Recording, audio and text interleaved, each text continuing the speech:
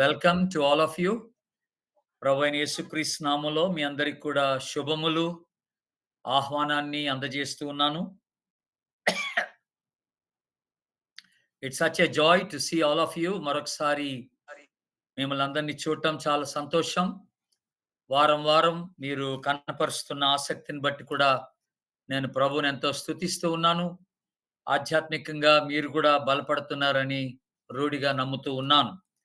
ప్రియమైన దేవుని బిడ్డలారా, నేనిప్పుడు విశాఖపట్నంలో ఉన్నాను. ఇక్కడ పరిచయ నిమిత్తమై ఈ ప్రాంతానికి రావడం జరిగింది. మళ్ళీ ఇక్కడి నుంచి నేను కాకినాడ వెళ్తాను ఒక 2 రోజుల తర్వాత. సో, ఈ పరిచర్య కొరకు కూడా మీరు ప్రార్థన చేయాలని మనవి చేస్తున్నాను. మళ్ళీ నెక్స్ట్ మండే మార్నింగ్ బెంగుళూరు దిగుతాను. ఆ తర్వాత మళ్ళీ నెక్స్ట్ మండే ఈవినింగ్ మీ అందరితో మాట్లాడతాను. సో, ఇప్పుడంతా ఈ ఉన్నాను గనుక మీ ప్రార్థనలు ఎంతో అవసరం.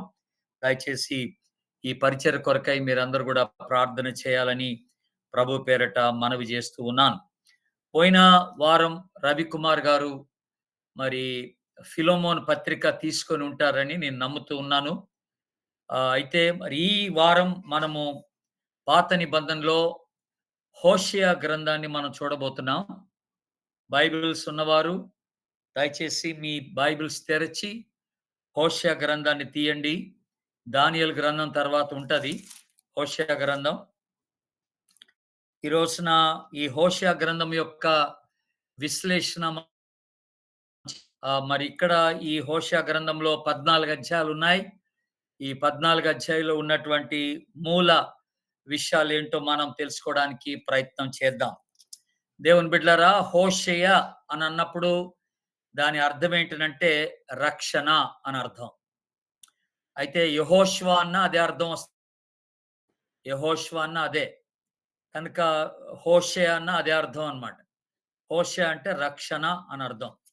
ఈ ఈ గ్రంథం చదివేటప్పుడు మనకి చాలా ఆశ్చర్యం కలుగుతది. ఎందుకంటే ఈ గ్రంథంలో రాయబడిన విషయాలు నిజంగానే మనకు ఆశ్చర్యాన్ని కలిగిస్తాయి. ఎందుకంటే దేవుడైన యెహోవా ప్రవక్త అయినటువంటి హోషేయకి తెలియచేసిన విషయాన్ని మనం ఆలోచన చేస్తున్నప్పుడు ఎందుకిలా జరిగిందా అని అనిపిస్తది. కానీ అది కూడా ఇశ్రాయేలీలకి పాఠం నేర్పడానికి దేవుడు చేసిన ఒక పనిగా మనం చూస్తాం. అయితే హోషేయ గురించి మనం ఆలోచన చేస్తే ఇతడు 4 రాజుల క్రింద పనిచేసినట్టుగా ఉంటది. ఉజ్జియా రాజు కింద, యోతాము రాజు కింద, ఆహాజు రాజు కింద, ఆ తర్వాత హిజ్కియా రాజు కింద కూడా ఈ హోషేయ పనిచేస్తాడు. ఆ తర్వాత ఇదంతా కూడా ఉత్తర రాజ్యాలకి చెందినటువంటి రాజులు వీళ్ళంతా. ఆ తర్వాత దక్షిణ రాజ్యంలో యరొబాము 2 అంటాం మనం. ఆ యరొబాము కింద కూడా ఇతడు ప్రవక్తగా పనిచేసినట్టుగా మనకు కనపడుతది దేవుని బిడ్డలారా. ఆ తర్వాత హోషేయ ఉన్న టైంలోనే ఇతనికి సమకాలీకులుగా ఉన్నటువంటి ప్రవక్తలు ఎవరు అనంటే యెషయా ఒకడు, ఆ తర్వాత మీకా ఒకడు. సమకాలీకులుగా ఉన్న ప్రవక్తలు యెషయా ఒక ప్రవక్త, మీకా ఒక ప్రవక్తగా మనం చూడగలం. 8వ శతాబ్దంలో ఈయన ప్రవచించినట్టుగా మనకు కనపడతా ఉంటది దేవుని బిడ్డలారా. అయితే ఇక్కడ మనకి ప్రథమంగా మనం తెలుసుకోవాల్సినటువంటి ఒక విషయం ఏంటంటే, మొదటి అధ్యాయాన్ని మీరు చూడండి ఒకసారి. మొదటి అధ్యాయం 2వ వచనాన్ని మనం గమనిస్తే, 2వ వచనాన్ని ఒకసారి గమనిస్తే, మొదట యెహోవా హోషేయ ద్వారా ఈ మాట సెలవిచ్చెను. జనులు యెహోవాను విసర్జించి బహుగా వ్యభిచరించి ఉన్నారు గనుక నీవు పోయి వ్యభిచారము చేయు స్త్రీని పెండ్లాడి వ్యభిచారం వల్ల పుట్టిన పిల్లలను తీసుకొనుము అని హోషేయకు ఆజ్ఞ ఇచ్చెను. ఆ తర్వాత అతడు పోయి దిబ్లాయిము కుమార్తెన గోమెరును పెళ్లి చేసుకొనెను. చూసారా దేవుని బిడ్డలారా? ఇక్కడ దేవుడు వెరీ క్లియర్‌గా హోషేయకు చెప్తుంది ఏంటంటే, నువ్వు ఒక వ్యభిచారిని చేసుకోమన్నాడు. ఎందుకు చేసుకోమన్నాడు? దానికి కారణం కూడా చెప్పాడు ఇక్కడ దేవుడు. బైబిల్ చదువుతుండగానే కారణం అక్కడ మనకి తెలియపరచబడతా ఉంది. ఎందుకనంట, నా జనులు యెహోవాను విసర్జించి బహుగా వ్యభిచరించి ఉన్నారన్నాడు. బహుగా వ్యభిచారం చేశాడు గనుక వాళ్ళకి పాఠం నేర్పడానికి దేవుడు హోషేయకి ఏం చేసి సెలవిచ్చాడంటే, "నువ్వు బోయి మొట్టమొదటిగా ఒక వ్యభిచారిని పెళ్లి చేసుకోమన్నాడు. ఆమె ద్వారా పిల్లల్ని కనమన్నాడు." ఆ మొదటి అధ్యాయం కొన్ని లైన్స్ మీరు చదివితే మనకు కనపడేదేంటంటే, ఇద్దరు కుమారులు, ఒక కుమార్తె పుడతారు. వ్యభిచారిని పెళ్లి చేసుకోవడం ద్వారా. ఈ వ్యభిచారి పేరేంటంటే గోమెరు అనే మాట ఇక్కడ మనకి రాయబడింది. ఈ వ్యభిచారి పేరేంటంటే గోమెరు అని రాయబడింది. ఎందుకు వ్యభిచారిని దేవుడు పెళ్లి చేసుకోమన్నాడు హోషేయని అనంటే వెరీ క్లియర్. అదేంటనంటే నమ్మక ద్రోహులైనటువంటి ఇశ్రాయేలీలు. నా జనులు. ఇటు యూదులు గాని, అటు ఇశ్రాయేల్ గాని దేవునికి నమ్మక ద్రోహులుగా తయారయ్యారట. అవిశ్వాస్యతను కనపరిచారట. దేవుణ్ణి విడిచి వాళ్ళు విగ్రహాల వెంట, ఇతర దేవతల వెంట పడ్డారట. కనుక ప్రభువుని విడిచి ఇతర దేవతల వెంట పడడం ప్రభువు దాన్ని ఎలాగ వివరించాడంటే వ్యభిచారంగా వివరించాడు దాన్ని. వ్యభిచారం చేశాడన్నాడు. నా ప్రజలు, నా జనులు నన్ను విసర్జించి వ్యభిచారం చేశారన్నాడు. వ్యభిచారం అంటే ఇక్కడ ఏదో వ్యభిచార క్రియ అని గాదు ఇక్కడ బేసిక్‌గా. ఇక్కడ దేవుడు చెప్తుందేంటంటే ప్రభువుని వదిలేసి వేరే దేవతల్ని ఆరాధించటం అది వ్యభిచారానికి సూచనగా ప్రభువు మాట్లాడుతున్నాడన్నమాట. ఆయన నమ్మకమైనటువంటి ప్రభువుని వదిలేసి వాళ్ళు విగ్రహాలెంట పడి, దేవతలెంట పడి ఆటిని ఆరాధించటం అనేది వ్యభిచారానికి సూచనగా ఇక్కడ ప్రభువు జ్ఞాపకం చేస్తున్నాడు. కనుక ఇశ్రాయేలీయులు చేసిన 3 రకాలైనటువంటి పాపం. ఇశ్రాయేల్‌ని గోమెరుతో పోల్చాడు. గోమెరు ఎవరిక్కడ? వ్యభిచారి. కనుక ఇశ్రాయేలీయుల్ని గోమెరుతో పోల్చాడు.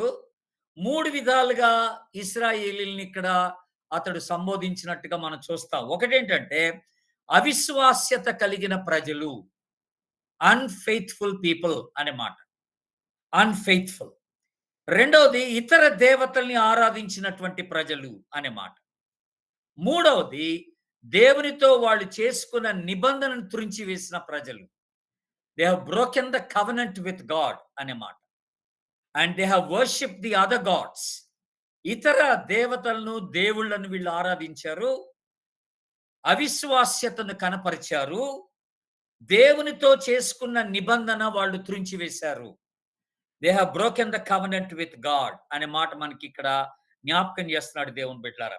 కనుక ఇక్కడ హోషేయ యొక్క వివాహం, గోమెరుతో హోషేయ యొక్క వివాహము దేనికి సూచనగా ఉంటుందంటే ఇశ్రాయేలీయుల యొక్క అవిశ్వాస్యతకును, దేవుని యొక్క ప్రేమకును సూచనగా ఉంటుంది దేవుని బిడ్డలారా. ఇంత అవిశ్వాస్యత కనపరిచిన ఇశ్రాయేలీయుల పట్ల దేవుడు ఎంత ప్రేమను చూపించి తిరిగి వాళ్ళతో సంబంధం ఏర్పాటు చేసుకోవడానికి, వాళ్ళని చేర్చుకోవడానికి, వాళ్ళని కలుపుకోవడానికి, వాళ్ళతో కలిసి జీవించడానికి దేవుడు ఎలా ఇష్టపడుతున్నాడో దానికి సూచనగా ఇక్కడ హోషేయని దేవుడు ఏర్పాటు చేసుకొని నువ్వు వెళ్ళి అక్కడ ఒక వ్యభిచారిని చేసుకోమన్నట్టుగా మనకి కనపడతా ఉంటది. కనుక ఇశ్రాయేలీయులు చేసిన పాపాన్ని ఈ పుస్తకం అంతా కూడా చాలా చక్కగా వివరించాడు. ఆ తదుపరి దేవుడు చూపిన ప్రేమని ఈ ఈ యొక్క పుస్తకములో అంతా కూడా వివరించినట్టుగా మనకి జ్ఞాపకం చేయబడతా ఉంది. ఈ పుస్తకాన్ని చదివినప్పుడు. అవన్నీ కూడా మనం జాగ్రత్తగా చూస్తాం.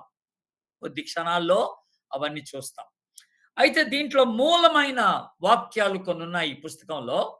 ఆ మూల వాక్యాలు మీరు రాసుకోండి. నేను అవన్నీ చదవను గానీ ఇప్పుడు ఆ మూల వాక్యాలు కొన్ని రాసుకోండి. మొదటి అధ్యాయం ఇప్పుడు నేను చదివిన భాగం 2వ వచనం ఒక మూల వాక్యం. అలాగే 2వ అధ్యాయం 19, 20 వచనాలు. Second chapter verses 19 and 20. ఆ తర్వాత 3వ అధ్యాయం మొదటి వచనం. Third chapter first verse. ఆ తర్వాత 6వ అధ్యాయం 6వ వచనం. ఆ తర్వాత 11వ అధ్యాయం మొదటి 2 వచనాలు. 11th chapter first 2 versus. ఆ తర్వాత 14వ అధ్యాయం. ఆ అధ్యాయం అంతా యాక్చువల్‌గా వెరీ ఇంపార్టెంట్ అధ్యాయమే. కానీ 2 నుండి 4 వరకు రాసుకోండి. 14 అధ్యాయం 2 వచనం నుండి 4 వచనం వరకు మీరు రాసుకోవచ్చు. సో, ఇందాక నేను చెప్పినటువంటి 2 మాటలు ఈ యొక్క పుస్తకానికి మూల అంశాలు. ఇందాక నేను చెప్పిన 2 మాటలు. ఆ 2 మాటలేటి? ఇశ్రాయేలీయుల యొక్క అవిశ్వాస్యత. అది ఫస్ట్ థీమ్ అన్నమాట. అదొక అంశం. రెండోది దేవుని యొక్క నమ్మకత్వం. దేవుని యొక్క విశ్వాస్యత. అది కూడా పెట్టుకోవచ్చు. లేక దేవుని యొక్క ప్రేమ. God's love and God's faithfulness అనే మాట మనం చూస్తాం. Towards the unfaithful people. అవిశ్వాస్యతని కనపరిచిన వారి పట్ల దేవుని యొక్క ప్రేమ, దేవుని యొక్క విశ్వాస్యత అనే మాట మనకిక్కడ చాలా క్లియర్‌గా చెప్పబడుతున్నటువంటి మాటగా మనం గమనిస్తున్నాం. అయితే దేవుని బిడ్డలారా, మరి దేవుడు వీళ్ళ గురించి మాట్లాడుతూ వస్తున్నప్పుడు ఇక్కడ మనం గమనించాల్సినటువంటిది ఏమిటనంటే, ఈ హోషేయ వ్యభిచారిణి చేసుకొని, ఆమెను చేసుకున్న తర్వాత కూడా ఎంతో నమ్మకంగా ఆమె ఎడల ప్రవర్తించినట్టుగా కనపడతా ఉంటది. ఆమెని ప్రేమించినట్టుగా కనపడతా ఉంటది. ఆమెను ఏమాత్రం కూడా ద్వేషించి, దూషించి, ఆమెను చెడ్డగా భావించనట్టుగా కనపడతదిక్కడ హోషేయ. ఎందుకిలాగా కనపరిచాడు అనంటే, ఎగ్జాక్ట్‌గా దేవుడు మన పట్ల చూపేటువంటి ప్రేమ గూడా అలాంటిదే. అనేక పర్యాయములు మనం ఆయన్ని విడిచి దూరంగా వెళ్ళినప్పుడు, వేరే వాటితో సంబంధం కల్పించుకుంటున్నప్పుడు, మనం కూడా వ్యభిచారం చేసిన వాళ్ళం అయిపోతున్నాం. మనం కూడా దేవుని యొక్క నిబంధనని ఉల్లంఘించిన వాళ్ళం అయిపోతున్నాం. ఆ నిబంధనని తృణీకరించిన వారం అయిపోతున్నాం అన్నమాట దేవుని బిడ్డ. అలాంటి వారి పట్ల దేవుడు అసహ్యంగా ప్రవర్తించడం లేదు. లేకపోతే నువ్వెలాంటి దానివో, నిన్ను నేను చేసుకున్నాను చూడు అన్నట్టుగా హోషేయ ఎప్పుడు ఆమెతో అనలేదు. నీలాంటి నీచమైన దానిని నేను చేసుకున్నాను అని హోషేయ ఎప్పుడు మాట్లాడలేదు. మన పట్ల కూడా దేవుడు ఎప్పుడు కూడా అలాగా వ్యవహరించలేదు. నీ స్థితి ఎలాంటిది? ఎలాంటి స్థితిలో ఉన్న నిన్ను నేను అంగీకరించానని దేవుడు తనకు తానుగా గొప్పగా చెప్పుకొని, తన యొక్క ప్రేమను గొప్పగా చెప్పుకొని, తన విశ్వాస్యతను గొప్పగా చెప్పుకొని, మనల్ని అసహించుకొని, మనల్ని కించపరిచినటువంటి సందర్భాలు ఎక్కడా లేనట్టుగానే మనం చూస్తా ఉన్నాం దేవుని బిడ్డలారా. అయితే వీళ్ళు చేసిన పనేమిటి ఇంతకీ? ఇక్కడ మనం జాగ్రత్తగా గమనిస్తే, ఈ ఇశ్రాయేలీయులు ఏ రీతిగా దేవునికి విరోధముగా పాపం చేశారో, 1, 2 మాటలు మీకు జ్ఞాపకం చేస్తాను చూడండి దేవుని బిడ్డలారా. 4 అధ్యాయం తీయండి మొట్టమొదటిగా. 4 అధ్యాయం. ఇక్కడ దేవుడు మాట్లాడుతున్నటువంటి మాట ఏమిటనంటే, 2వ వచనం. అబద్ధ సాక్ష్యము పలుకుటయు, అబద్ధములాడుటయు, హత్య చేయుటయు, దొంగిలించుటయు, వ్యభిచరించుటయు వాడుకయ్యను. జనులు కన్నము వేసెదరు, మానక నరహత్య చేసెదరు. One of the sinful habits of this people. ఈ ప్రజల యొక్క కొన్ని పాపపు లక్షణాలని దేవుడు ఇక్కడ మెన్షన్ చేస్తున్నాడు. అలాగే మాట్లాడుతూ ఈ ప్రజల యొక్క మధ్యలో పనిచేస్తున్న యాజకులు ఎలాగున్నారట? 6వ వచనం గమనించండి. 6వ వచనం. 4వ అధ్యాయం 6వ వచనం. నా జనులు జ్ఞానం లేని వారై నశించుచున్నారు. నీవు జ్ఞానమును విసర్జించుచున్నావు గనుక యాజకుడివి కాకుండా నేను నిన్ను విసర్జింతును. నీవు నీ దేవుని ధర్మశాస్త్రము మరచితివి గనుక నేనును నీ కుమారులను మరతును అని దేవుడు మాట్లాడుతున్నాడు. నేను కూడా నీ కుమారులను మరిచెదను అని మాట్లాడుతున్నాడు దేవుని బిడ్డ. ఏం చేశారట? యాజకులతో పాటు ప్రజలు కూడా ధర్మశాస్త్రాన్ని మర్చిపోయారట. దేవుని ధర్మశాస్త్రాన్ని మర్చిపోయారంటే అర్థం ఏంటి? దేవుని యొక్క చిత్తాన్ని తెలుసుకోవడం మానేశారన్నమాట. దేవుని యొక్క ఉద్దేశాలు తెలుసుకోవడం మానేశారన్నమాట. దేవుని యొక్క ఏర్పాటును తెలుసుకోవడం మానేశారు.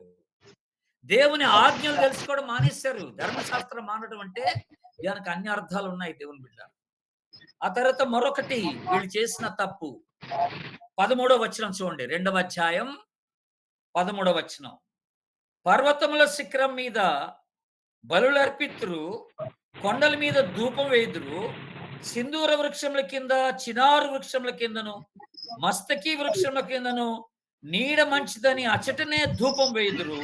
అందువలననే మీ కుమార్తెలు వేశ్యలైరి, మీ కోడళ్ళు వ్యభిచారులైరి అని అన్నాడు. కొండల మీద, పర్వతాల మీద వీళ్ళు ధూపం వేయడం అంటే అర్థం ఏంటనంటే, ఆ కొండ దేవతలకు ఆరాధన చేశారని అర్థం అన్నమాట. అక్కడున్నటువంటి విగ్రహాలు దేవతల్ని పూజించారని అర్థం అన్నమాట. అది దేవుడు ఇక్కడ జ్ఞాపకం చేస్తున్నాడు. వీళ్ళు చేసిన తప్పేటో అని జ్ఞాపకం చేస్తున్నాడన్నమాట. అలాగే 14వ వచనం గమనించండి.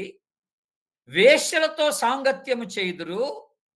ఆ తర్వాత కిందకొచ్చిన తర్వాత ఇంకొక మాట, వివేచన లేని జనము నిర్మూలమగుదురు. వివేచనము లేని జనం అన్నాడు. వివేచనము లేని జనం అన్నాడు. దేవుని బిడ్డలారా. ఇంకొకటి 6వ అధ్యాయం చూడండి ఒకసారి. 6వ అధ్యాయంలో వీళ్ళు ఎలాగున్నారని దేవుడు జ్ఞాపకం చేస్తున్నాడంటే 4వ వచనం.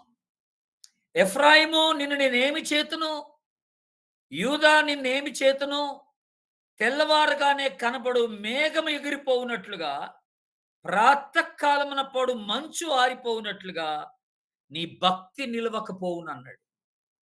ఎఫ్రాయిము అని ఎవరిని సంబోధిస్తున్నాడు ఇక్కడ? ఎవరిని సంబోధిస్తున్నాడంటే ఈ ఉత్తర రాజ్యాల్లో ఉన్నటువంటి ఇశ్రాయేలుని సంబోధిస్తున్నాడు. యాక్చువల్‌గా ఎఫ్రాయిము తెగ పెద్ద తెగ, ఉన్న తెగల్లో పెద్ద తెగ అన్నమాట అది. ఇశ్రాయేలీయులు ఆ ఉత్తర రాజ్యానికి చెందిన ఇశ్రాయేలీయుల్ని సంబోధిస్తూ ఎఫ్రాయిం అన్నాడన్నమాట. ఎఫ్రాయిం అన్నా, ఇశ్రాయేల్ అన్నా ఒకటే. ఇశ్రాయేలీయులన్నా ఒకటే అన్నమాట. అది గుర్తుపెట్టుకోండి కాసేపు. అట్లాగే యూదా తెగను కూడా కింద మళ్ళొక 2 తెగలు, ఇది దక్షిణ ప్రాంతంలో యూదా తెగలున్నాయి 2. ఆటిని కూడా ఉద్దేశించి మాట్లాడుతున్నాడు. ఏమని మాట్లాడుతున్నాడు? తెల్లవారుగానే కనపడు మేఘం ఎగిరిపోనట్టుగా నీ భక్తి ఉందన్నాడు. అంటే వీళ్ళు ఎలాగున్నారంటే అస్థిరమైనటువంటి ఆధ్యాత్మిక జీవితాన్ని కలిగి ఉన్నారన్నమాట. కాసేపు బాగుంటారు, కాసేపు బాగుండరు అన్నట్టు. అస్థిరమైనటువంటి జీవితం. అది వాళ్ళకున్నటువంటి ఒక స్థితి దేవుని బిడ్డలారా. చాలా సార్లు మనలో కూడా అది కనపడుతది. కొన్ని సందర్భాల్లో భక్తిని బాగా కనపరుస్తాం. ప్రార్థనలు బాగుంటాం. వాక్యాన్ని బాగా ధ్యానిస్తాం. మరికొన్ని సందర్భాల్లో టోటల్‌గా ప్రభువుకి దూరం అయిపోతాం. ఆరాధనకు దూరం అయిపోతాం. ప్రార్థనకు దూరం అయిపోతాం. అంటే చంచలత్వం ఎక్కువ. అన్‌స్టెబిలిటీ అనే మాట మనం మాట్లాడుతున్నాం. We are unstable in the Lord. ప్రభువులో మనం అంత స్థిరంగా ఉండలేని పరిస్థితి ఏర్పడుతున్నట్టుగా కనపడతా ఉంది దేవుని బిడ్డలారా. తర్వాత ఇంకొక వీళ్ళు చేసిన పాపాల్లో దేవుడు మాట్లాడుతూ వ్యభిచరించారన్నాడు. నన్ను వదిలేసిపోయారన్నాడు కదా! అని చెప్తున్నప్పుడు ఇంకో పని చేశారు ఈళ్ళు. ఏటట 7వ అధ్యాయం చూడండి ఇప్పుడు. 7వ అధ్యాయం 8వ వచనం. 8వ వచనం. 7వ అధ్యాయం 8వ వచనం. ఎఫ్రాయిము అన్ని జనులతో కలిసిపోయెను. ఎఫ్రాయిము ఎవరు తిప్పివేయని అప్పము వంటి వాడాయెను అనే మాట. అన్యజనులతో కలిసిపోయాడట. అన్యజనుల యొక్క పద్ధతుల్ని అనుసరించి నడుచుకోవడం. అన్యజనుల యొక్క అలవాట్లకు లోనైపోవడం. అన్యజనులు ఏది చేస్తే వీళ్ళు అదే చేశారు. ఈరోజు చాలా మంది క్రైస్తవులు అలాగే చేస్తున్నారు దేవుని బిడ్డలారా. We are following the worldly systems. లోకపరమైనటువంటి ఆచారాలు క్రైస్తవులమైన మనం కూడా పాటిస్తున్నాం. ఆనాడు ఇశ్రాయేలు కూడా పాటించారు. అన్యజనులతో కలిసిపోయారంటే అర్థం ఏంటంటే ఆళ్ళ పద్ధతులను అనుసరించి నడుచుకుంటున్నారని అర్థం అన్నమాట. ఇప్పుడు ఎవరన్నా తుమ్మంగానే, "అరేయ్! తుమ్మారు గనక 2 నిమిషాలు ఉండిపోరా" అంటారు. దాని అర్థం ఏంటి? అది ఆచారం, మూఢనమ్మకం. అది ఎప్పుడో పాత కాలంలో ఎవరో చెప్పుంటారు అలాగా తుమ్మంగానే ఎళ్ళకూడదని. ఇప్పటికీ క్రైస్తవులు అది మనం పాటిస్తాం. క్రైస్తవులు అది పాటిస్తారు. గుమ్మడికాయలు కట్టుకుంటారు. కొత్త ఇల్లు కట్టుకున్నప్పుడు గుమ్మడికాయలు కట్టుకుంటారు. ఈ మధ్య ఎవడో క్రైస్తవుడట. కొత్త ఇల్లు కట్టుకొని గుమ్మడికాయ కట్టి, ఆ గుమ్మడికాయకి మీద సెలవు పెట్టి యేసు రక్తమే జయమని రాసాడట. ఎంత విపరీతం అండి అది. అసలు ఏమైనా సంబంధం ఉందా? నీ విశ్వాసానికి నువ్వు చేసే పనులకి సంబంధం ఉందా? అన్య జనుల ఆచారాన్ని మనము తున్నాం. కొత్త బండ్లు కొనుక్కుంటే నిమ్మకాయలు కట్టేస్తున్నారు క్రైస్తవులే. నిమ్మకాయలు దొక్కిస్తున్నారు. కార్డులు ప్రింట్ కాడ పసుపు పూస్తున్నారు. ఇవన్నీ ఏంట్రా అంటే అన్యజనుల ఆచారాలన్నమాట. ఇలాగా చెప్పుకుంటూ పోతే ఈ రాత్రంతా చెప్పేయొచ్చు మనం. అన్ని జనుల ఆచారాలు క్రైస్తవులు ఎలా పాటిస్తున్నారో ఇవన్నీ కూడా ఇక్కడ ప్రభు వివరిస్తూ వస్తున్నాడన్నమాట. వీళ్ళు అన్ని జనులతో కలిసిపోయారన్నాడు. There is no difference between God's people and the worldly people. దేవుని ప్రజలకిని లేకపోతే లోకస్తులకిని తేడా లేకుండా అయిపోయిందన్నమాట. ఎవరెవరనేది తెలియట్లేదు. మీరెందుకు ఇలా చేయరు అని ఎవరు అడగట్లేదు ఇప్పుడు మనల్ని. ఎందుకంటే అందరూ చేసినట్టుగానే మనం చేసేస్తున్నాం గనక. ఎవరు మనల్ని ఈ ప్రశ్నలు అడగట్లేదు దేవుని బిడ్డారా. 8వ అధ్యాయంకి రండి. 8వ అధ్యాయం 13, 14 వచనాలు. ఇక్కడ ఏమని రాశాడు? నాకు అర్పింపబడిన వస్తువులను వధించి వాటిని భుజించుదురు. అట్టి బలుల యందు యెహోవా ఇష్టం లేదు. ఆయన వారి దోషులను జ్ఞాపకం తెచ్చుకొని వారి పాపములను బట్టి వారిని శిక్షించును. వారు మరలా ఐగుప్తునకు వెళ్ళవలసి వచ్చును. దేవుడు శత్రువులకు అప్పగించేటువంటి ఒక పరిస్థితి ఏర్పడిందట దేవుని బిడ్డలారా. మీరు ఆలకిస్తున్నారా ఇవన్నీ? తర్వాత 4వ వచనం చూడండి. 8వ అధ్యాయం 4వ వచనం. వీళ్ళు చేసిన తప్పు. వారు అనుకూలులు కాని రాజులను వారికి నియమించుకొని ఉన్నారు. నేను ఎరుగని అధిపతులను తమకు ఉంచుకొని ఉన్నారు. చూసారండి? అంటే వాళ్ళకి వాళ్ళే కొంతమంది నాయకులను ఏర్పాటు చేసుకున్నాడు. దేవుని కింద ఉండటానికి ఇష్టపడలేదన్నమాట. ఆయన ప్రభుత్వం కింద, ప్రభు యొక్క ఏలుబడి కింద ఉండటానికి ఇష్టపడలేదన్నమాట. వాళ్ళకి వాళ్ళే కొంతమంది అధిపతులను ఏర్పాటు చేసుకొని ఈ ప్రజలు వాళ్ళు చెప్పినట్టుగా చేయడానికి వీళ్ళు ఇష్టపడ్డటువంటి జనాంగంగా కనపడతా ఉంది ప్రభుకి ఇక్కడ. అది చాలా బాధతో కూడినటువంటి విషయంగా మనకి ప్రభు జ్ఞాపకం చేస్తున్నాడు. అలాగే 9వ వచనం చూడండి. అక్కడ ఎలాగ బయట వారిని ఆశ్రయించారో ప్రభుని ఆశ్రయించకుండా ఈ ఇశ్రాయేలీలు దాని గురించి మాట్లాడుతున్నాడు ప్రభు. నన్ను విడిచిపెట్టారు అన్నాడు కదా ముందుగానే. వాడు నన్ను విసర్జించి వ్యభిచరించి ఉన్నారు అన్నాడు. ఆ మొదటి అధ్యాయంలోనే ఆ వ్యభిచారం ఏంటనేది మాట్లాడుతున్నాడు. వీళ్ళు చేసిన తప్పేంటో మాట్లాడుతున్నాడు ఇక్కడ క్లియర్‌గా ప్రభు మాట్లాడుతున్నాడు. 9వ వచనం. అతడు ఆ అడవి గార్ధవము తన ఆశ తీర్చుకొనబోయినట్లు ఇశ్రాయేలు వారు అష్షూరుల యొద్దకు పోయిరి. ఎఫ్రాయిము కానుకలు ఇచ్చి విటకాండ్రను పిలుచుకొనెను. చూసారండి? డబ్బిచ్చి బయట వాళ్ళని పిలుచుకుంటున్నారట. వాళ్ళ పక్షంలో పోరాడటానికి అష్షూరీయులను ఆశ్రయిస్తున్నారట. What a sad state of affair. దేవుని మీద ఆధారపడకుండా నువ్వు చేసినప్పుడు, నువ్వు కొన్ని పనులు చేసినప్పుడు ఇలాగుంటది. ప్రభువుకి ఎంతో ఆయాసం అది. నువ్వు ప్రభు మీద ఆధారపడకుండా చేసే పనులు కొన్ని ఉంటాయి. అవి ప్రభుకి ఎంతో ఆయాసాన్ని కలిగిస్తాయి దేవుని బిడ్డలారా. ఇది గుర్తుపెట్టుకోవాలి మనం. ఇది గుర్తుపెట్టుకోవాలి.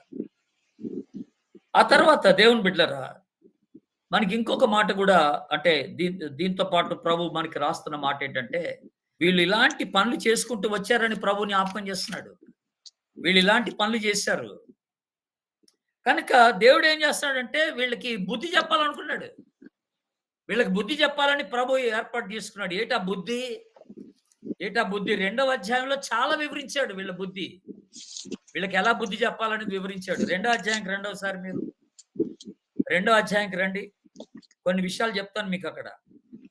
ఇలాగ దేవుణ్ణి విడిచిపెట్టేసి అన్ని జనులతో ఏకీభవించి అష్షూరీయులని ఆశ్రయించి ఐగుప్తీయులను ఆశ్రయించి వీళ్ళు వేరే వాళ్ళకి డబ్బులు ఇచ్చి సహాయం తెచ్చుకొని ఇలాగ ప్రభుకి ఆయాసాన్ని కలిగిస్తున్నటువంటి ఈ ప్రజల విషయంలో ప్రభు మాట్లాడుతున్న మాట ఏంటంటే చూడండి 2వ అధ్యాయం 3వ వచనంలో మీ తల్లి పోకిరి చూపు చూడకయు దాని స్తనములను పురుషులను చేర్చుకొనకి ఉండునట్లు మీరు ఆమెతో వాదించుడి. అది నాకు భార్య కాదు, నేను దాని పెనిమిటిని గాను, దాని పిల్లలు జార సంతతి అయి ఉన్నారు. ప్రభు మాట్లాడుతున్నాడు. దాని పిల్లలు జార సంతతి అయి ఉన్నారని ప్రభు మాట్లాడుతున్నాడు. దేవుని బిడ్డారా, అందుకనే 4వ వచనంలో చూడండి, నేను వారి యందు జాలి పడను అని అన్నాడు. 4వ వచనంలో వారి యందు నేను జాలి పడను. 2వ అధ్యాయం 2వ వచనం, దిగంబరాలుగా చేసేదను, ఎండిపోయిన భూమి వల్లే ఉంచేదను. దప్పి చేత వాళ్ళు చచ్చిపోతారు. చూసారా ఈ మాటలు, దేవుని మాటలు. వీళ్ళు నన్ను విసర్జించి వెళ్ళారు కనుక వీళ్ళకి పాఠం నేర్పడానికి నేను ఇలా చేస్తానంటున్నాడు. ఎండిన భూమి అంటే అర్థం ఏంటంటే ఫలితం లేదని, ఫలాలు లేవు. ఎంత ప్రయాసపడ్డా ఫలితం ఉండదని చెప్తున్నాడు అనమాట జీవితంలో. కొంతమందికి అలాగే ఉంటది, దేవుని ఆశీర్వాదం ఉండదన్నమాట. ఎంత ప్రయాసపడ్డా నువ్వు దేవుణ్ణి విసర్జిస్తే అలాగే ఉంటది. మరి దేవుడు నీకు పాఠం నేర్పడానికి ఈ పని చేస్తాడనమాట. 6వ వచనం చూడండి, 2వ అధ్యాయం 6వ వచనం, ముళ్ళ కంచె దాని మార్గంలోకి అడ్డం వేయుదును అన్నాడు.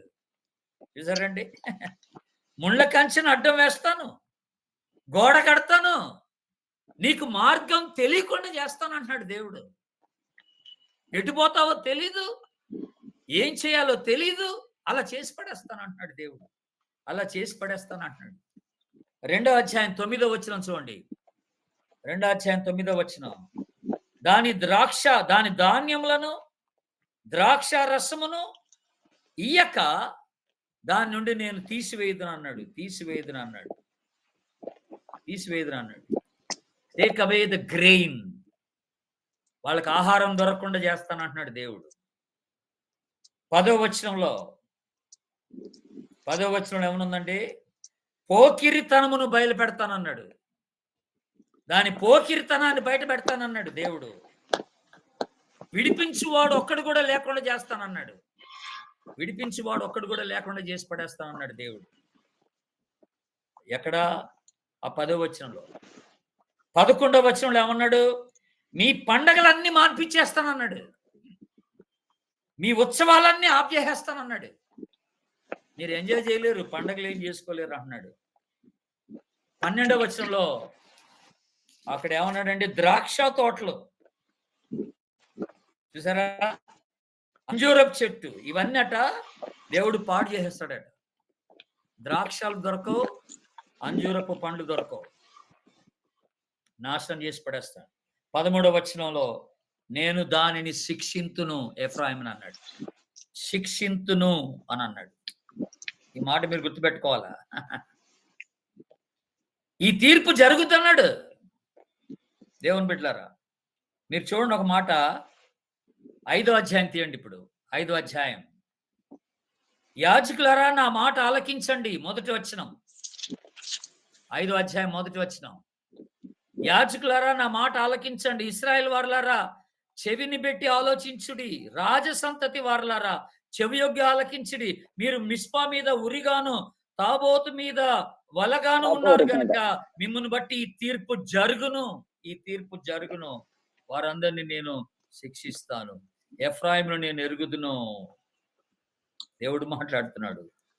4వ వచనం, 5వ వచనం, ఇవన్నీ రాసుకోవాలి మీరు తిరిగి రండి అంటున్నాడు. అయితే ప్రభు వీళ్ళు ఒకవేళ పశ్చాత్తాపడి మనసు మార్చుకొని, మీరు ఆ మొదటి అధ్యాయంకి రండి ఒకసారి. మొదటి అధ్యాయం 10వ వచనంలో ఒక చక్కని మాట ఉందండి. మొదటి అధ్యాయం 10వ వచనం, ఇశ్రాయేలు జనసంఖ్య అమితమై లెక్కలేని సముద్రపు ఇసుకంత విస్తారమగును. ఏ స్థలమందు మీరు నా జనులు కారన్న మాట జనులు వారితో చెప్పుదురో ఆ స్థలముననే మీరు జీవము గల దేవుని కుమారులై ఉన్నారని వారితో నేను చెప్పుదును. దేవుని స్తోత్రం. దేవుని వాగ్దానం ఏంటంటే, మీరు పశ్చాత్తాపడి వస్తే నేను మళ్ళీ మిమ్మల్ని నా జనముగా అంగీకరిస్తాను అంటున్నాడు. అక్కడ మళ్ళీ ప్రజలు, మిమ్మల్ని చూసిన ప్రజలు వీరు దేవుని జనులని గుర్తించగలిగేటట్టుగా చేస్తారంటున్నాడు. ముందేమో ఏం చెప్పాడంటే, వీళ్ళు చేసిన తప్పు చెప్పేసి ఆ తర్వాత ఏమేం తప్పులు చేశారు ఇవన్నీ మాట్లాడిన తర్వాత దేవుడు ఒకవేళ వీళ్ళు పశ్చాత్తాపడి వస్తే ఏం చేస్తానో అది కూడా వివరించాడండి.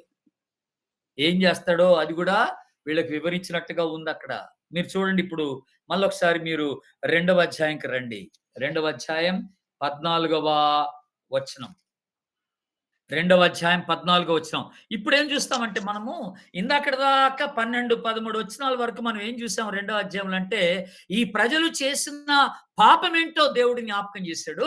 ఆ పాపం వల్ల వచ్చే నష్టాన్ని దేవుడు జ్ఞాపకం చేశాడు రెండవ అధ్యాయం. వీళ్ళు దేవునికి ఎలాగ దూరం అయిపోయారో, ఎలాగ ఇతరులను ఆశ్రయించారో, ఎలాగ దేవునికి ఆయాసాన్ని కలిగించారో అవన్నీ మాట్లాడి, ఇప్పుడు ఆ తర్వాత వాళ్ళకొచ్చే నష్టం ఎలాగుంటదో చెప్పాడు రెండవ అధ్యాయం 12వ వచనం వరకు. ఇప్పుడు ఒకవేళ వాళ్ళు పశ్చాత్తాపపడి తిరిగి ప్రభు దగ్గరకొస్తే, వాళ్ళకొచ్చేటువంటి మేలేంటో జ్ఞాపకం చేస్తున్నాడు చూడండి ఇప్పుడు. మేలేంటో జ్ఞాపకం చేస్తున్నాడు. 14వ వచనం. లాస్ట్ మాట. అక్కడ నేను వారిని ప్రేమగా మాట్లాడుతున్నానన్నాడు. దేవునికి స్తోత్రం. నేను వాళ్ళతో ప్రేమగా మాట్లాడతాను. ఆకోరు లోయను నేను నిరీక్షణ ద్వారంగా మార్చేస్తానన్నాడు. ఆ ఆ శ్రమగల ద్వారమును లోయను నిరీక్షణ ద్వారంగా మారుస్తానన్నాడు. ఆకోరు లోయ అనగానే ఎవరు గుర్తొస్తారు మీకు? ఆకాను గుర్తు రావాలి. ఆకానే గుర్తు రావాలా. ఆకాను చేసిన పొరపాటును బట్టి ఆకోరు లోయలోనికి తీసుకువెళ్ళి ఆకాను కుటుంబీకులందరినీ రాళ్లతో కొట్టి చంపి కాల్చేశారు. అలాంటి ఆకోరు పరిస్థితిని నిరీక్షణ మళ్ళీ పశ్చాత్తాపడి నా దగ్గరకొస్తే ఆ పని నేను చేస్తానన్నాడు దేవుడు. 17వ వచనం చూడండి. 17వ వచనం 2వ అధ్యాయం. ఇక మీదట బయలుదేవతల పేర్లను జ్ఞాపకమునకు తెచ్చుకొనకుండాను అవి దాని నోట రాకుండాను నేను చేసేదను. ఇంకెప్పుడు కూడా ఇతర దేవతలను జ్ఞాపకం చేసుకోకుండా నేను చేస్తానన్నాడు దేవుడు. What a promise! ఎంత గొప్ప మాట దేవుడు చెప్తున్న మాట. వాళ్ళ పెదవుల మీద ఆ మాట రాదట. ఇతర దేవతల గురించి ఎత్తకుండా చేసేస్తానన్నాడు. వాళ్ళు నా దగ్గరికి పశ్చాత్తాపపడొస్తే. ఇంక గొప్ప మాటండి. ఇంకో గొప్ప మాట దీన్ని మనం మూలవాక్యంగా తీసుకున్నాం ఇందాక రాసేటప్పుడు. 18వ వచనం, 19వ వచనం, 20వ వచనం చూడండి. సరే ముఖ్యంగా 19, 20 నీవు నిత్యము నాకుండునట్లుగా నేను నీతిని బట్టి తీర్పు తీర్చుట వలనను దయాదాక్షిణ్యములు చూపుట వలనను నిన్ను ప్రదానము చేసుకొందునన్నాడు. వ్యభిచారము చేసిన స్త్రీని ప్రదానం చేసుకుంటానట. హోషేయతో అదే అన్నాడు, నువ్వు వెళ్ళి పెళ్లి చేసుకోవయ్యా అని. ప్రదానం చేసుకున్నాడన్నమాట పెళ్లి చేసుకునే ముందు. ఇప్పుడు దేవుడు కూడా అదే మాట అంటున్నాడు, నేను నిన్ను ప్రదానం చేసుకుంటాను. నీతిని బట్టి ప్రదానం చేసుకుంటాను. ప్రేమను బట్టి ప్రదానం చేసుకుంటాను. నమ్మకత్వాన్ని బట్టి ప్రదానం చేసుకుంటాను. నమ్మకమును బట్టి 20వ వచనంలో. నమ్మకమును బట్టి నిన్ను ప్రదానం చేసుకుంటానన్నాడు. అసలు దేవుని ప్రేమ ఎంత ఉన్నతమైంది. పరకాస్త్. ఆ పీక్ ఆఫ్ గాడ్స్ లవ్. మనం ఆయనకి ఎంత దూరంగా వెళ్ళిపోయి ఆయన దూషించి కాదని విసర్జించి విచ్చలవిడిగా ప్రవర్తించినా but God still wants to make a covenant with us, wants to get engaged with us, betrothed with us. మనతో ప్రదానం చేసుకొని అలిగేన్ మనతో జీవించడానికి ఆయన ఇష్టపడుతున్నటువంటి వాడుగా ఉంటున్నట్టుగా గమనిస్తున్నాం దేవుని బిడ్డలారా. నమ్మకమును బట్టి ప్రదానం చేసుకుందరు అన్నాడు. ఆ తర్వాత 23వ వచనం చూడండి, అదే అధ్యాయం లాస్ట్ 23వ వచనం. నేను దాన్ని భూమి యందు నా కొరకై విత్తుదును, జాలి నొందని దాని యందు నేను జాలి చేసుకొందును. నా జనము కాని వారితో మీరే నా జనమని నేను చెప్పగా వారు నీవే మా దేవుడు అని అందురు. ఇదే యెహోవా. Again reconciliation. దేవునితో మళ్ళీ సమకూర్చబడుట. వ్యభిచారము చేసినటువంటి జనం పరిచి తన యొద్దకు పిలుచుకుంటున్నట్టుగా కనపడతా ఉంది దేవుని బిడ్డ. తన యొద్దకు పిలుచుకుంటున్నట్టుగా కనపడతాం. 11వ అధ్యాయంకు రండి. దేవుని యొక్క చక్కని మాటలు కొన్ని ఈ ప్రజల పట్ల, అంటే ఇప్పుడు హోషేయ ఎలాగైతే ఆ వ్యభిచారిని పట్ల అతడు వ్యవహరించవలసి ఉన్నదో అలాగే దేవుడు ఈ వ్యభిచారము చేసిన ప్రభుని వదిలేసిన ఇశ్రాయేలీయుల పట్ల యూదుల పట్ల అలాగే వ్యవహరిస్తున్నట్టుగా మనకు కనపడతా ఉంది ఇక్కడ. 11వ అధ్యాయం 3, 4 వచనాలు. ఎఫ్రాయిమును చేయి పట్టుకొని వానికి నడక నేర్పిన వాడను నేనే, వారిని కౌగలించుకొనిన వాడను నేనే, నేనే వారిని స్వస్థపరిచిన వాడనైనా ఆ సంగతి వారికి మనసున పట్టలేదు. వాళ్ళకి మనసున పట్టలేదన్నాడు దేవుడు. ఒక మనుషుడు తోడుకొని పోవునట్లుగా స్నేహ బంధములతో నేను వారిని బంధించి ఆకర్షించి తిని. వారి పట్ల ఎంతో ప్రేమను, స్నేహాన్ని నేను చూపించి తినని ప్రభు జ్ఞాపకం చేస్తున్నాడు. 8, 9 వచనాలు చూడండి. 8, 9 వచనాలు 11 అధ్యాయం. ఎఫ్రాయిము నేను ఎట్లు నిన్ను విడిచిపెట్టుదును? ఇశ్రాయేలు నేను ఎట్లు నిన్ను విసర్జింతును? చూసారా? ఆత్మాను వలె నిన్ను ఎట్లు చేతును? సెబోయీము నాకు చేసినట్లు నీకెట్లు చేతును? నా మనస్సు మారినది, సహింపలేకుండా నా అంతరంగము మండుచున్నది. నేను ఎలాగ నిన్ను విసర్జిస్తానంటున్నాడు దేవుడు. మనం ఆయన్ని విసర్జించినా ఆయన మనల్ని విసర్జించట్లేదట. మనం ఆయన్ని కాదన్నా ఆయన మనల్ని కాదంటలేదట. దేవుని బిడ్డలారా చూసారా? చూసారా దేవుని ప్రేమ ఎంత గొప్పదో? తన బిడ్డల పట్ల దేవుని ప్రేమ ఎంత గొప్పదో గమనిస్తున్నారా? దేవుని బిడ్డలారా. ఇప్పుడు 12 అధ్యాయం చూడండి ఒకసారి. 12 అధ్యాయం 6 వచనం. కాబట్టి నీవు నీ దేవుని తట్టు తిరగవలెను. కనికరమును న్యాయమును అనుసరించుచు ఎడతెగక నీ దేవునియందు నమ్మిక ఉంచుము. బ్రతిమలాడుతున్నాడు. Turn towards God. దేవుని పట్ల దేవుని పక్షమున తిరగమని బ్రతిమలాడుతున్నాడు. బ్రతిమలాడుతున్నాడు.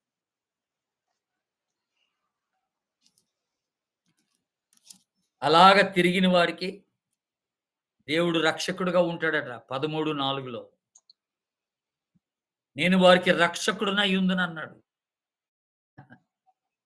నేను తప్ప వేరే రక్షకుడు మీకు లేడన్నాడు. ఆ తర్వాత అండి ఈ ప్రజలు ఒకవేళ ఆయన తట్టు తిరిగితే దేవుడు చేసిన వాగ్దానం ఎంత గొప్పదో చూడండి. 14 అధ్యాయంకి రండి ఇప్పుడు. లాస్ట్ అధ్యాయం. 14 అధ్యాయంకి రండి. అక్కడ దేవుడు ఏం మాట్లాడుతున్నాడో చూడండి. ఇశ్రాయేలు నీ పాపం చేత నువ్వు కూలితివి గనుక నీ దేవుడైన యెహోవా తట్టుకు తిరుగుము. మాటలు సిద్ధపరచుకొని యెహోవా యొద్దకు తిరుగుడి. ఆయనతో చెప్పవలసిందేమనగా మా పాపములన్నిటిని పరిహరింపుము. ఎడ్లకు బదులుగా నీకు మా పెదవులు అర్పించుచున్నాము. నీవు అంగీకరింపదగినవి అవే మాకున్నవి అని మీరు చెప్పాలన్నాడు. మీరు చెప్పాలి. నా తట్టు తిరగండి అన్నాడు. అట్ట తిరిగితేనట దేవుడు చేసేది ఏంటో తెలుసా అండి? దేవుడిచ్చే గొప్ప వాగ్దానం ఇక్కడ. మీరు చూడండి ఒక 2, 3 వాగ్దానాలు. ఫస్ట్ వాగ్దానం 4 వారు ఘాతకులు కాకుండా నేను వారిని గుణపరిచెదను.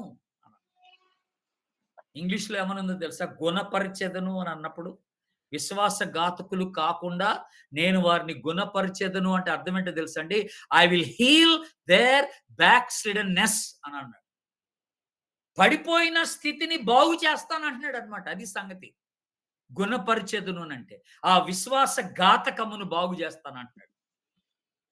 దేవుని బిడ్డలారా ఈ రాత్రి ఎవరైనా ప్రభువుకి దూరమైన వాళ్ళు, ప్రభువుని విసర్జించిన వారు, ప్రార్థన మానుకున్న వారు, వాక్యానికి దూరమైన వారు ఎవరన్నా ఉంటే వాళ్ళు ప్రభు తట్టు తిరిగితే దేవుడు చేసే వాగ్దానం ఏంటంటే నేను వాళ్ళ యొక్క విశ్వాసఘాతకాన్ని నేను గుణపరుస్తానంటున్నాడు. వారి మీద నాకున్న కోపాన్ని నేను చల్లార్చుకుంటానంటున్నాడు. మనస్ఫూర్తిగా నేను వారిని ప్రేమిస్తానంటున్నాడు. దేవునికి స్తోత్రం. మనస్ఫూర్తిగా నేను వారిని ప్రేమిస్తాను. ఇది దేవుని వాగ్దానం సుమా. ఎంత చక్కని వాగ్దానం. ఎవరు చేస్తారు ఇలా? ప్రభువుని కాదని దూరం వెళ్ళిపోయిన వాళ్ళు మళ్ళీ వస్తే అంగీకరిస్తారా? దేవుడు అంగీకరిస్తున్నాడు. మనం కృపాయుగంలో ఉన్నాం. ఇంకా ఈ ఛాన్స్ ఉంది మనకి. దేవుడు అత్యధికంగా తన కృపని మన ఎడల కనపరుస్తా ఉన్నాడు అన్నమాట ఇప్పటికిని. ఆయన దగ్గర రావడానికి ఛాన్స్ ఉందని దేవుడు జ్ఞాపకం చేస్తున్నాడు. ఇంకొక గొప్ప వాగ్దానం అండోయ్. ఇది ఆశ్చర్యం కలుగుతుంది మనకి. అది ఏంటంటే 4వ వచనం చూడండి ఒకసారి. సారీ 5వ వచనం. 5వ వచనంలో చెట్టునకు మంచు ఉన్నట్లు నేను అతనికి ఉందునన్నాడు. చెట్టునకు మంచు ఉన్నట్టు నేను అతనికి ఉంటాను హత్తుకొని. చెట్టునకు మంచు ఎందుకో తెలుసా అండి? చెట్టు ఎదగడానికి.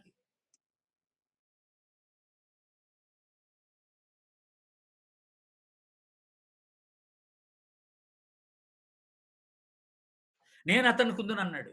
దేవుడు మన ఎదుగుదలని ఆశించేవాడు. మన ఎదుగుదల కొరకు దోహదపడేవాడు. మన ఎదుగుదలని ఆశిస్తున్నటువంటి వాడు. దాని కొరకు ఏదైనా చేయడానికి ఇష్టపడతాడట ఆయన.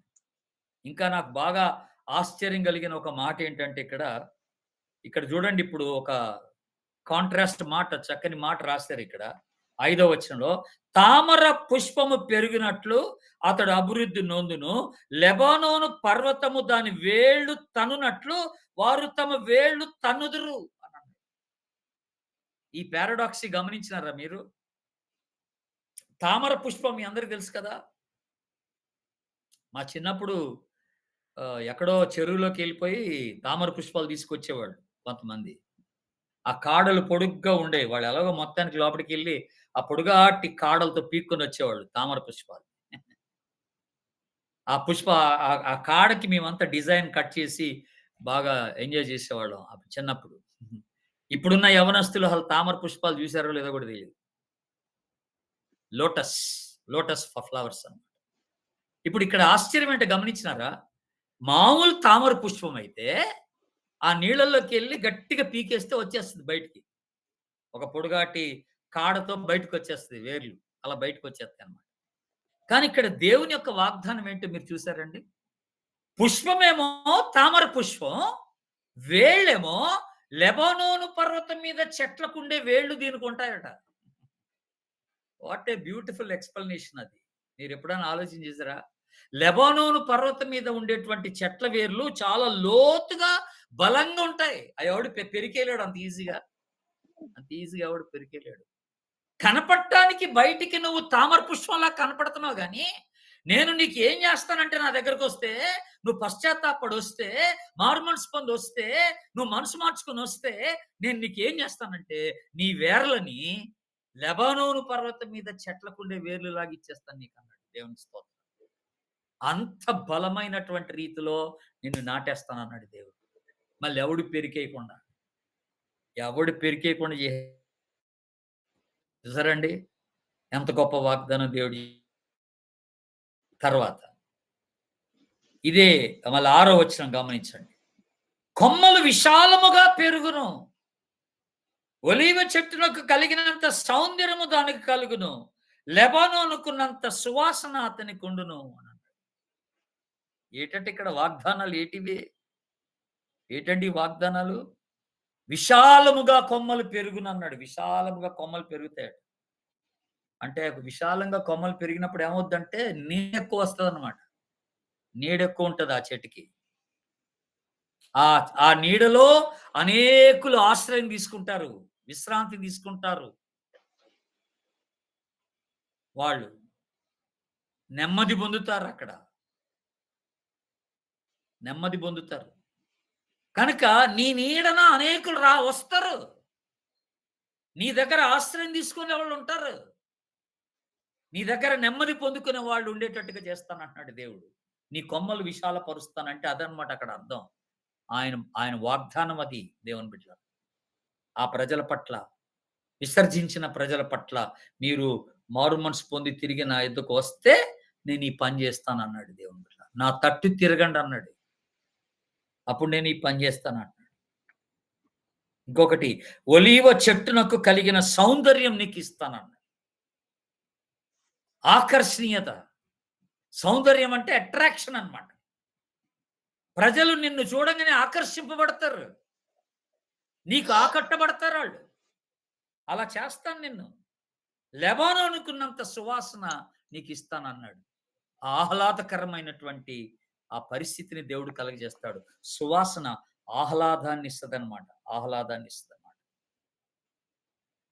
అందుకనే 7వ వచనం అన్నాడు, అతని నీడ యందు నివసించువారు మరలి వత్తురు. చూసారా? అతని నీడనందు నివసించువారు మరలి వత్తురు అని అన్నాడు దేవుని బిడ్డ. You will be my God. You will be my people. I will be your God. నువ్వు నా ప్రజగా ఉంటావు. నేను నీకు దేవుడనయ్యుందును. హోషేయకి ఇంత గొప్ప పని జెప్పారు. నువ్వు మళ్ళా ప్రేమించవయ్యా ఆమెని. పోయి తీసుకొని రా పో వ్యభిచారిణి. పెళ్లి జేసుకో. ఎందుకిలా జరిగింది అని ప్రజలడిగితే, మీరు జేసింది గూడా ఇదే గదా! అంటాడు. ఆ దేవుడిని వదిలేసి ఎళ్ళిపోయారు. విగ్రహాలెంట పోయారు. దేవతలెంట పోయారు. అష్షూరీయులంట పోయారు. ఐగుప్తీయులంట పోయారు. దేవుణ్ణి విసర్జించి వ్యభిచారం చేసినోళ్ళయిపోయారు. దేవుడు తన ప్రేమను మీ పట్ల చూపిస్తున్నాడు. మళ్ళీ మిమ్మల్ని ఆయన చేర్చుకోవడానికి ఇష్టపడుతున్నాడు. మీతో ఆయన ఇదేమన్నాడక్కడ చక్కన ప్రదానము చేసుకుంటున్నాడన్నాడు. ప్రదానం చేసుకుంటున్నాడన్నాడు. ఎంత గొప్ప మాటండి. ఎంత గొప్ప మాటండి. యేసు ప్రభు మనకి ఈ పత్రికలో ఎక్కడ కనపడతాడు? అంటే ఈ పుస్తకంలో. ఇప్పుడు నేను చెప్పిన మాటలన్నిటిని బట్టి అంతా ఆయన గురించే ఉన్నట్టుగా ఉంది ఇదంతా. ప్రభువుని గురించి ఉన్నట్టుగానే ఉంది ఇదంతాను. దేవుని బిడ్డలారా. కదా! అంతా ప్రభువుని గురించినటువంటి వివరణే. ఐగుప్తులో నుంచి రప్పిస్తానన్నాడు. 11 అధ్యాయం మొదటి వచనంలో ఇశ్రాయేలీయులు బాలుడై ఉండగా నేను అతని ఎడల ప్రేమ కలిగి నా కుమారుణ్ణి ఐగుప్తులో నుండి పిలిచితిని గదా! అని అన్నాడు. ఆ విమోచనని జ్ఞాపకం చేస్తున్నాడు దేవుడు. ఐగుప్తు నుండి విమోచింపబడిన ప్రజలు. మనల్ని కూడా దేవుడు పాపం అనే బానిసత్వం నుండి విమోచించినాడు. యేసు ప్రభునకు సూచనది. ఐగుప్తులో ఉన్నటువంటి ప్రజలు ఏ రీతిగా అయితే ఆ ద్వారబంధం మీద వచ్చి అక్కడ దాన్ని గొర్రెపిల్ల రక్తాన్ని పూసుకుంటారో ఆ రక్తం ఉన్నటువంటి ఆ ఇంటిలో ఆ ఇంటి వారికి రక్షణ దేవుడు కల్పించాడు. వారికి విడుదల కల్పించాడు. అట్ ద సేమ్ టైమ్ ఈ రోజున లోక పాపం మోసుకొని పోచున్న దేవుని గొర్రెపిల్ల అయిన యేసు ప్రభు రక్తంలో కడగబడిన వాళ్ళకి ఆ విమోచన, రక్షణ ఉన్నదని దేవుడు జ్ఞాపకం చేస్తాడు.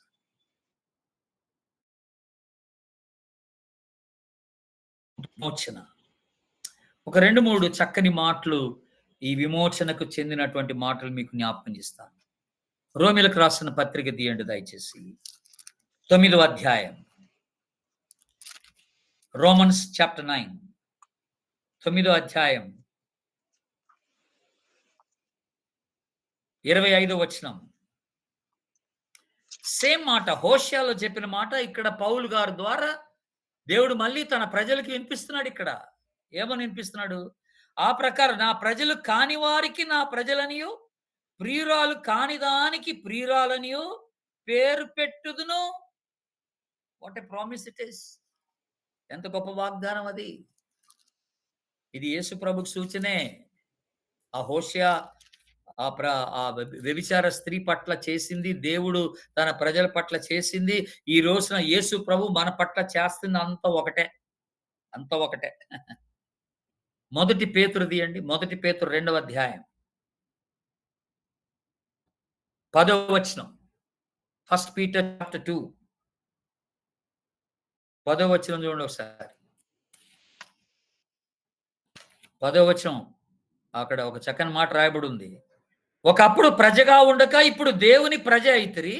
ఒకప్పుడు కనికరింపబడక ఇప్పుడు కనికరింపబడిన వారైతిరి. సేమ్ థింగ్ పేతురు కూడా అంటున్నాడు. ఇప్పుడున్న విశ్వాసులను బట్టి. విశ్వాసుల్ని మనసులో పెట్టుకొని ఇదంతా యేసు ప్రభు చేసిన కార్యమే. యేసు ప్రభుకి సూచనే. కనుక హోషేయ గోమెరు పట్ల ఎలా ప్రవర్తించాడో దేవుడు ఇశ్రాయేలు పట్ల అలా ప్రవర్తిస్తున్నాడు. ఇప్పుడు యేసు ప్రభు మనందరి పట్ల అలాగే వ్యవహరిస్తున్నట్టుగా కనపడతా ఉంది. ఇవన్నీ యేసు ప్రభుకి సూచనగానే ఉంటున్నాయి దేవుని బిడ్డలారా. What a beautiful book it is.